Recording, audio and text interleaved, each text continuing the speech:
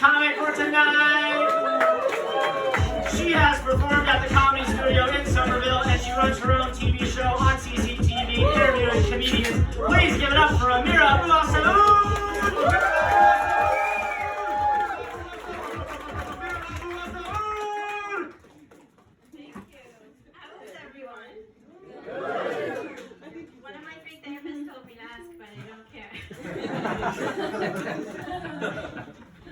I have social anxiety, I'm single, and I'm too anxious to mingle. The only guys that are hitting on me are my first cousins and guys at open mics.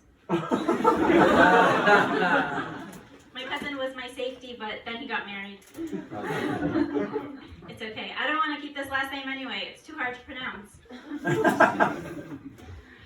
I come from a strict family. I was all dolled up, ready to go out, and my dad was like, "Hey, you look like a whore. Take off that makeup." Like, thank you so much. That's so sweet. But I'm not taking relationship advice from a guy with 4 divorces. Sounds like you're the whore, Dad.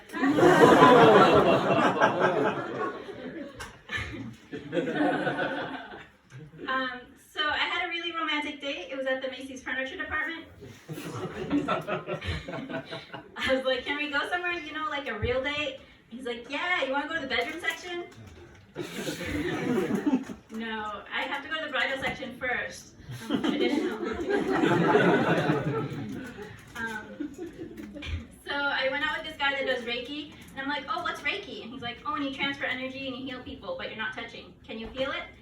No. He's like, "Do you want to go back to my place?" I'm like, "Yeah, I have low self-esteem, why not?"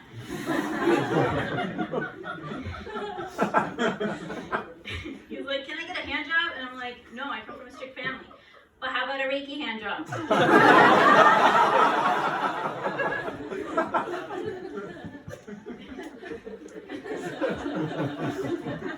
He didn't come back. Yeah, guys like being touched, apparently. So there's this old creepy guy on Facebook messaging me. He's like, "Hey, do you want to live with me for $300 a week?" Just a message, but that's how I heard it. Like, "No thanks, I make more in unemployment." I'm so glad I have unemployment because I don't have to do any sex work. Yeah, I wasn't making much because it was Reiki sex work. There was a guy on Instagram hitting on me. He was like, in Egypt. So I was like, "Let's just talk as friends since you're so far away." He's like, "Okay, but I wish I was born in your eyes so I can roll down your cheeks and die on your lips." LOL.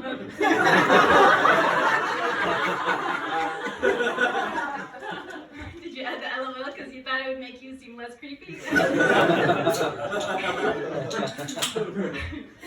And like, out of all the poems you could have chose from Google, this is what you picked. So I messaged him back, "I wish I was conceived in your nose so I can go down your esophagus and die in your heart like a blood clot." LOL. Yeah. He actually liked that, so we're getting married next weekend. No, I'm just kidding. I'm still lonely and desperate, so if you know anyone, tell them to hit up my Instagram, Hubbub Comedy with 2 E's.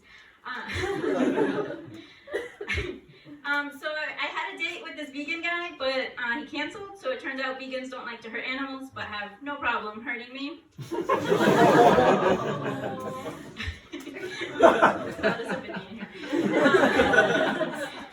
So my sister actually introduced us, and he was like a boxing instructor, and he canceled the date through my sister. He had my number, but he just chose to message her instead. He was wearing like these hot pink Barbie sneakers, I think to match his personality, being a little bitch. Speaking about bitches, my dad,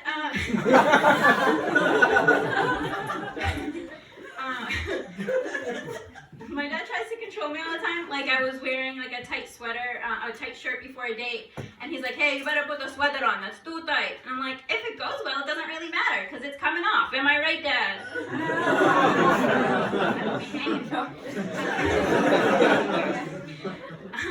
My family and I went to the Dead Sea. It's like super dead there.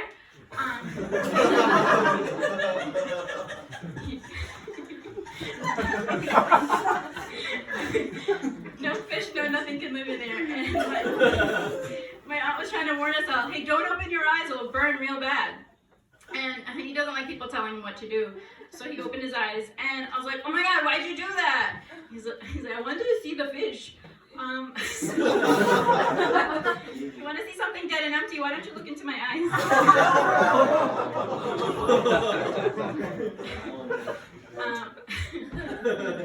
So my dad's diabetic, and I used to be really concerned about him, but then he got on my nerves, so I was like, do you want another piece of cake?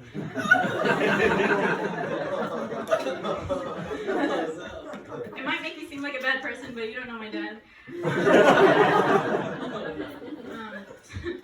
So my dad loves to listen to Whitney Houston, and I love turning it off in his favorite part. He's like, hey, why'd you do that? And I'm like, how does it feel to have something you love get taken away? He's like, when did I take anything away from you? Let me see. October 7, 1997. He took away my fourth mom with the divorce. She was my favorite.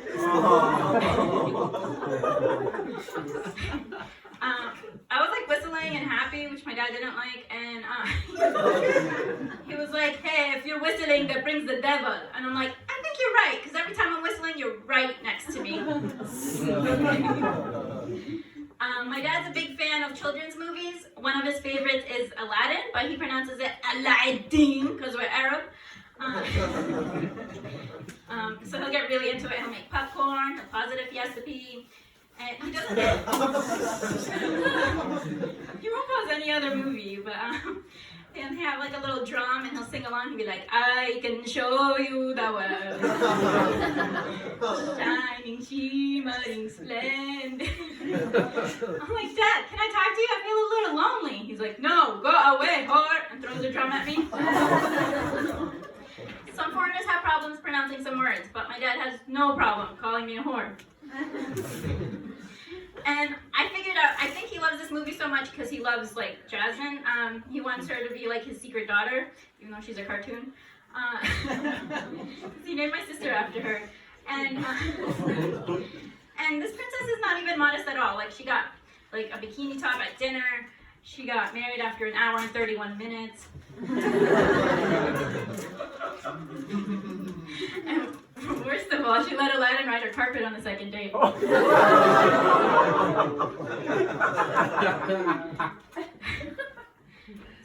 I gave this homeless guy some money, and I told my dad about it, and he was like, how come you don't give me any money? I'm like, because he's nice to me. He doesn't call me a whore. Thank you guys, that's my time.